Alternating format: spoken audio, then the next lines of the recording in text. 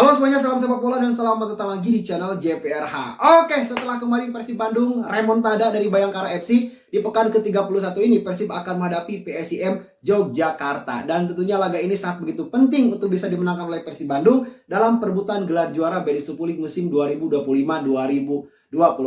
Dan juga di pekan ke-31 ini, para pesaing Persib yaitu Borneo akan menghadapi Persita Tangerang. Itu pun merupakan laga yang tidak mudah, karena Persita terkenal dengan pertahanannya yang sangat kuat dan juga sistem counter attack mereka yang sangat mematikan. Juga Persija Jakarta yang memang masih punya peluang untuk juara. Persija akan akan away ke kandangnya Persijap Jepara. Dan juga itu pun laga yang tidak mudah ya bisa ditaklukkan oleh Persija, karena Persijap yang saat ini berada di zona degradasi pasti menargetkan kemenangan gitu ya, untuk terhindar, untuk selamat dari bayang-bayang degradasi. Dan selanjutnya teman-teman, bagi Persib Bandung ini gak ada alasan untuk tidak mendapatkan 3 poin ya, karena terpleset saja hasil seri apalagi kalah itu sangat mungkin untuk digeser poinnya oleh Borneo dan juga didekati oleh Persija Jakarta. Apalagi setelah melawan PSIM Yogyakarta ini, Persib akan away ke Jakarta di pekan ke-32 untuk menghadapi Persija Jakarta dalam laga El Clasico. Dan pasti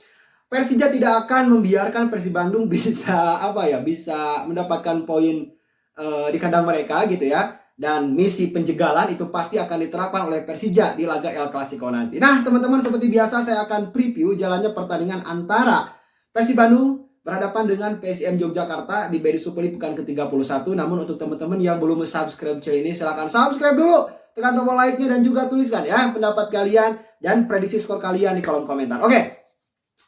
Sebelum saya lanjutkan ke materi previewnya teman-teman, saya ingin sampaikan dulu atau saya ingin bahas dulu tentang peristiwa yang sedang viral, yaitu Mark Klok ya, yang dituduh melakukan rasis oleh manajemen dari Bayangkara FC. Wah, beredar ya video di short ataupun di TikTok ataupun di Instagram, Facebook ya, tentang cekcok gitu ya antara Subuh Seto dan juga Mark Klok. Nah, memang saat itu saya pun menerka-nerka apa nih yang terjadi gitu ya. Ada hal apa yang memang mereka ributkan sehingga kan itu memancing juga para pemain Persib Bandung yang lainnya seperti Barba lalu juga Tom Haye itu ke dalam cekcokan tersebut. Nah namun berhasil diraih oleh manajemen dari kedua tim, oleh Bojan Hodak dan juga oleh manajemen dari tim pelatih dari Bayangkara FC. Nah, selepas pertandingan, setelah selesai pertandingan,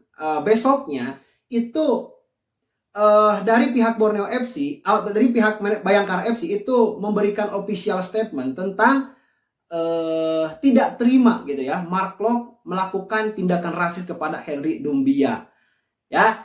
Dan itu pun langsung dibantah oleh Mark Klok tuh ya, dalam official statementnya yang diupload di akun Instagramnya. Mark Klok juga membantah bahwa yang terjadi antara dirinya dan Henry Dumbia itu gak ada apapun, bahkan memang ada kesalahpahaman teman-teman ya, memang ada kesalahpahaman. Namun sudah selesai, bahkan Henry Dumbia pun sudah meminta maaf kepada Mark Klok. Berarti clear tuh ya, udah gak ada persoalan lagi antara Mark Klok dan Henry Dumbia. Yang anehnya teman-teman ya, manajemen dari Bayangkara FC yaitu Pak Sumarji, yang menurut Mark Klok itu tidak ada di dekat lapangan ya, hanya memang menyaksikan dari jarak jauh gitu ya, atau bagian tidak dekat dengan peristiwa tersebut, itu malah terus mengolok-olok Mark Klok karena memang sudah mengatakan rasis gitu ya. Ya kira-kira Pak Sumarji mengatakan, "Woi, rasis lu," nah, kayak gitulah ya kira-kira.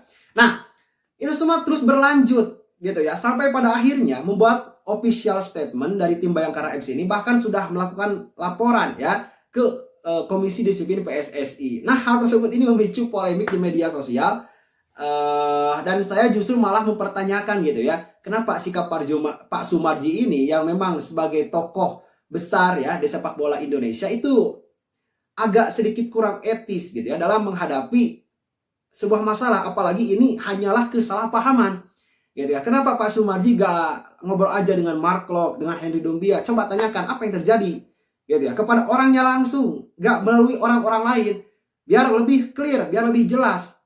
Nah, namun Pak Sumarji tidak melakukan itu, justru malah membuat heboh di media sosial ya.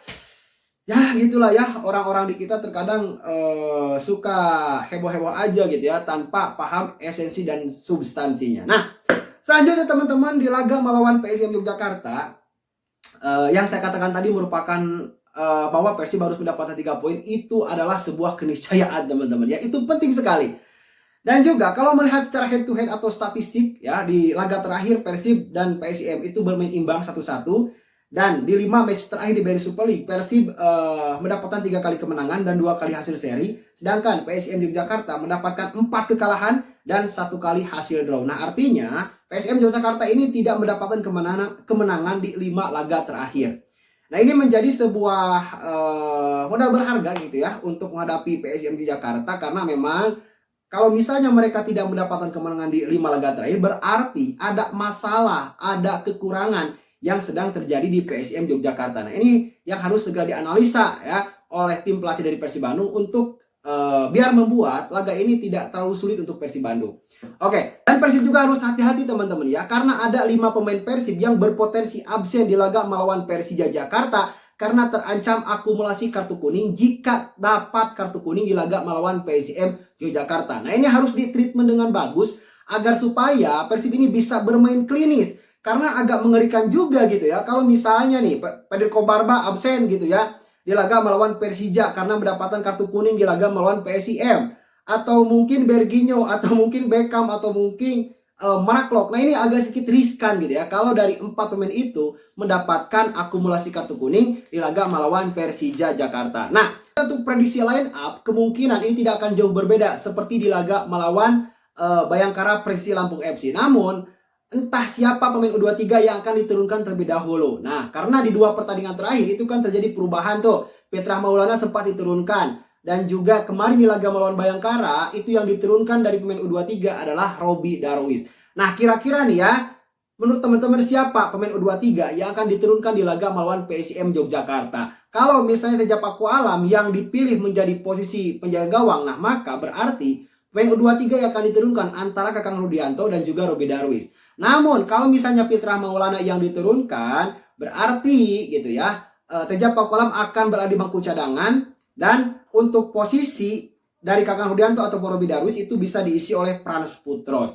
Nah, selanjutnya di posisi center back ini tetap akan menurunkan Federico Barba dan Patricio Matricani. Namun untuk Barba ini harus ekstra hati-hati ya. Jangan sampai mendapatkan kartu kuning karena sangat bahaya sekali untuk menghadapi Persija Jakarta. Dan untuk posisi di double pivot ya tetap antara Mark Locke dan Tom Haye, dan juga di posisi nomor 10 yaitu Adam Alis.